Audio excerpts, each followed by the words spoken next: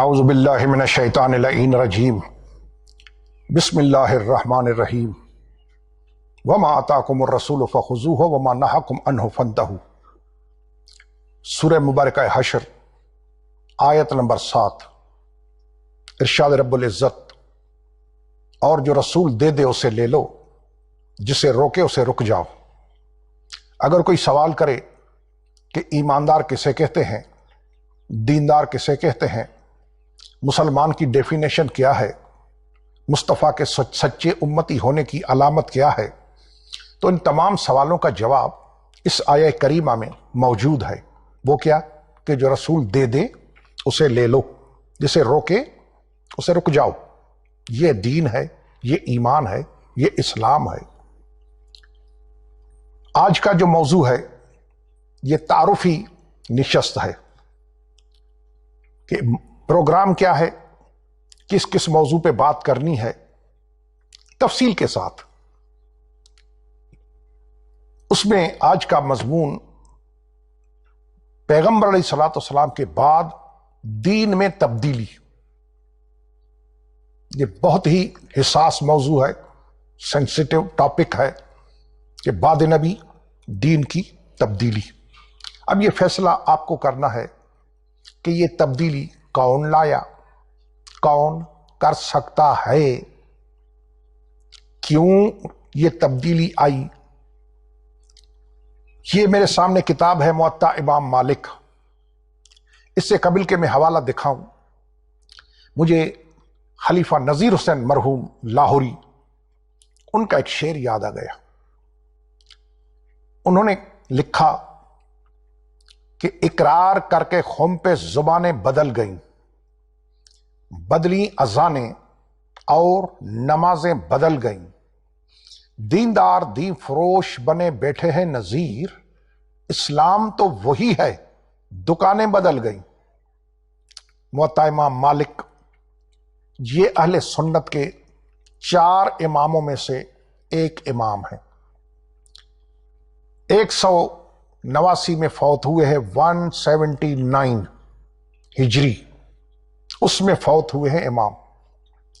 کیا لکھا ہے اپنی کتاب کے صفحہ نمبر 65 پہ 65، اسلامی اکادمی سے چھپی ہے۔ یہ لکھتے ہیں کہ مالک بن ابی عامر اصبہی، یہ کون ہیں؟ جو دادا ہیں امام مالک کے، جو امام ہیں امام مالک ان کے یہ دادا ہیں، مالک بن ابی عامر اصبہی۔ وہ کہتے ہیں امام مالک کے دادا، کیا لکھتے ہیں، وہ کیا فرماتے ہیں کہ میں نہیں دیکھتا کسی چیز کو، میں نہیں دیکھتا کسی چیز کو کہ باقی ہو اس طور پر جس پر پایا میں نے صحابہ کو مگر اذان کو۔ یعنی دین میں تبدیلی آ چکی ہے، ایک چیز بچی ہے۔ امام مالک کے دادا فرماتے ہیں ساری چیزیں تبدیل، چینج، باقی کون سی چیز بچی؟ یہ فرماتے ہیں بزرگ، اذان۔ اتفاق دیکھیں عجیب، اسی سیم پیج پہ وہ کہتے ہیں کہ اذان بچ گئی، دادا کہتے ہیں۔ اب پوتے کیا فرماتے ہیں امام مالک، وہ سنیں، وہ تو دادا کی کہانی تھی کہ ہر چیز چلی گئی سوائے اذان کے۔ دادا کا قول تھا وہ، امام مالک کے دادا۔ اب خود امام مالک کیا فرماتے ہیں سنیں، لکھتے ہیں کہ امام مالک نے کہا انہو بلغہ ان المؤذن جاء عمر بن الخطاب، مؤذن اذان دینے والا آیا حضرت عمر کے پاس۔ کیوں آیا؟ یؤذنہ للصلاۃ الصبح، صبح کی نماز کی اطلاع دینے۔ فوجدہ نائما، مؤذن اذان دینے والے نے حضرت عمر کو سویا ہوا پایا۔ فقال، پھر اس مؤذن نے کہا سوئے ہوئے حضرت عمر کے اوپر، کیا کہا؟ الصلاۃ خیر من النوم، نماز نیند سے بہتر ہے۔ اچھا، تو حضرت عمر نے کیا جواب دیا وہ سنیں۔ فَأَمَرَهُ عمر، عمر نے امر دیا، حکم دیا، آرڈر دیا، کس کو؟ مؤذن کو۔ کیا آرڈر دیا؟ کس بات کا حکم دیا؟ ان یجعلھا فی نداء الصبح، اس جملے کو الصلاۃ خیر من النوم کو اذان میں ڈال دے۔ یہ چھپی ہے مکتبہ تعمیر انسانیت جلد اول ہے۔ امام ابو عبداللہ محمد بن اسماعیل بخاری 196 کی پیدائش ہے، 256 میں فوت ہے۔ وہ کیا لکھتے ہیں؟ کہتے ہیں کہ انس سے مراد لیتے ہیں روایت، انس بن مالک صحابی رسول، ان سے ہے کہ زہری روایت کرتے ہیں کہ من دمشق میں انس بن مالک کے پاس آیا۔ صحابی انس شام میں، دمشق میں، یہ بات دمشق کی ہو رہی ہے۔ اب دمشق کس کے ہاتھ میں تھی، کس کی حکمرانی تھی، کیا تھا، آپ کے علم میں ہے کہ دمشق میں آیا انس بن مالک کے پاس، وہ رو رہے تھے، صحابی رسول انس رو رہے تھے۔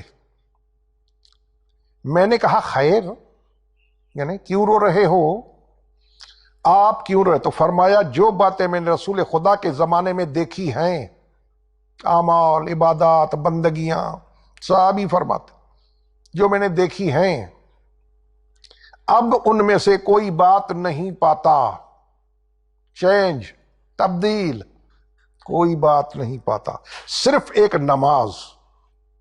نماز بچی ہے، لیکن اگر دیکھا جائے تو وہ بھی ضائع ہو چکی ہے۔ یہ بخاری شریف ہے۔ ٹھیک، آئیے جناب، اب تبدیلی کیسے آئی وہ دیکھیں، کس نے لائی، کون لایا تبدیلی؟ اب سنیں، مروان، بخاری شریف، عید کی نماز، حضرت ابی سعید خدری رضی اللہ تعالی عنہ صحابی رسول ہے، وہ کہتے ہیں کہ میں عید کی نماز میں تھا، تو مروان ممبر پہ چڑھ رہے تھے نماز سے پہلے، عید کی نماز سے پہلے ممبر پہ، کیوں؟ خطبہ دینے۔ تو ابو سعید کہتے پکڑا میں نے اس کو کپڑے سے، کیوں کہ یہ رسول کا طریقہ تو نہیں ہے، پہلے نماز پڑھا عید کی پھر خطبہ دے، لیکن مروان کیا کر رہا تھا؟ پہلے خطبہ پھر نماز۔ اب اس کی تشریحات بخاری کے شارحین نے لکھی ہیں کہ مروان یہ کام کیوں کرتا تھا کہ پہلے خطبہ پھر نماز، کیونکہ نماز اگر پڑھا دے تو لوگ بیٹھتے نہیں۔ کیوں نہیں بیٹھتے تھے لوگ؟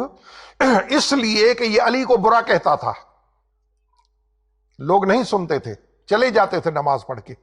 اس نے ایک راہ نکالی، طریقہ، وہ کیا کہ پہلے میں خطبہ دوں پھر نماز پڑھاؤں۔ تو یہ جو چڑھا تو ابو سعید خدری نے ان کو پکڑا۔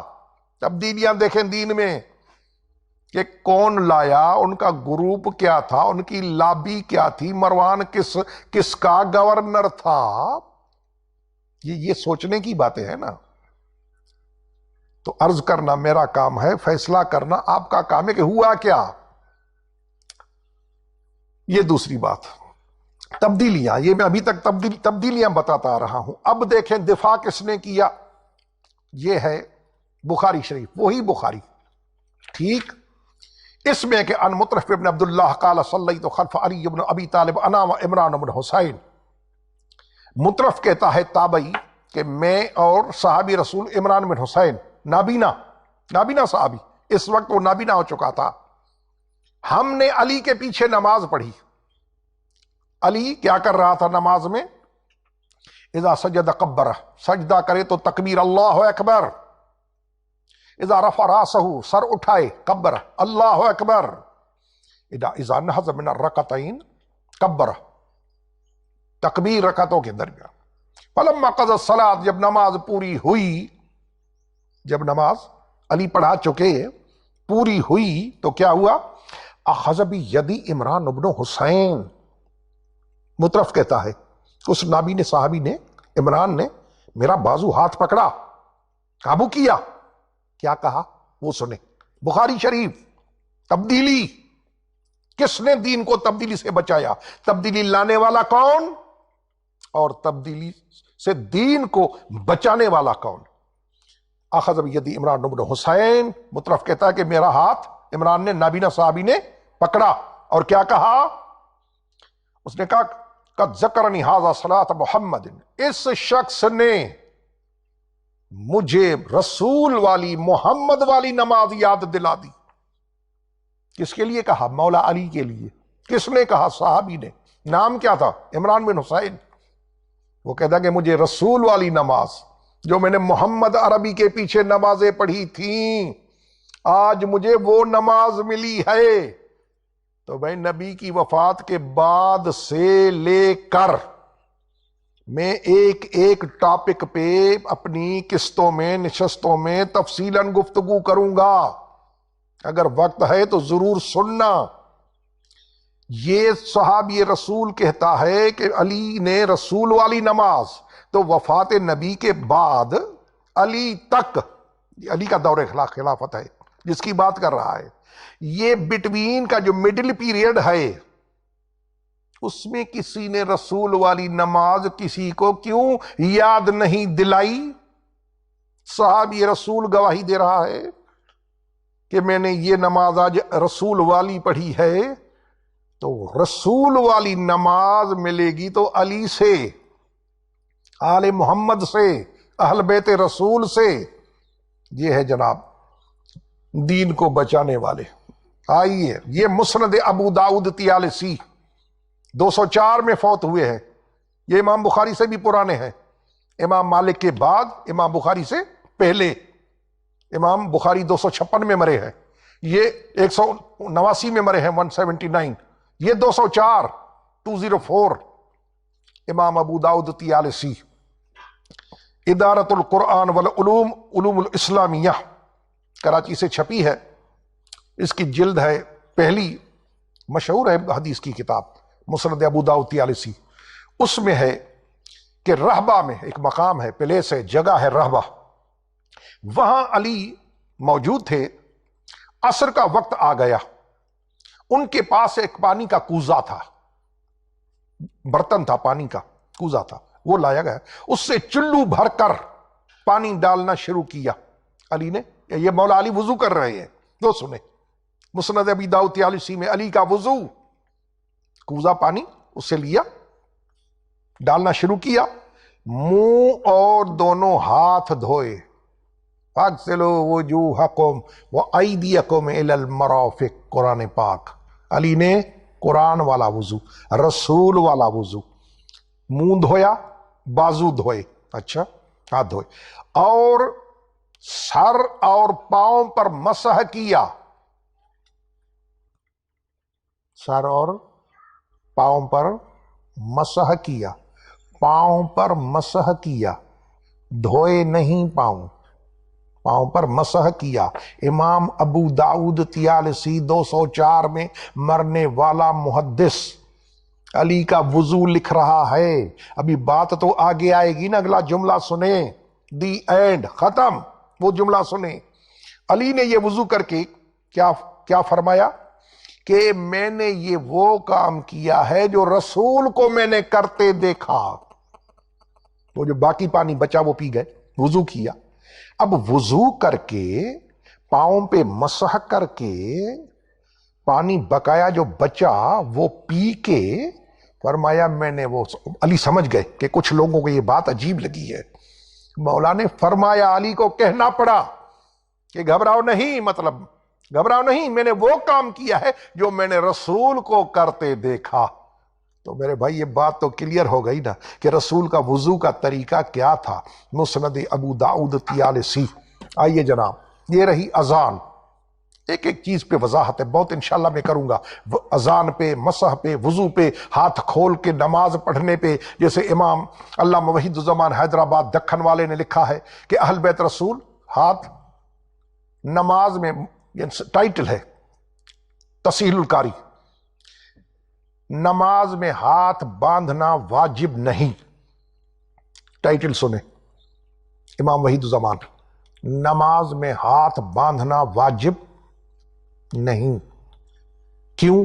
دلیل سنیں، پروو کیسے کر رہا ہے اہل حدیث کا عالم کہ نماز میں ہاتھ باندھنا واجب نہیں۔ کیوں؟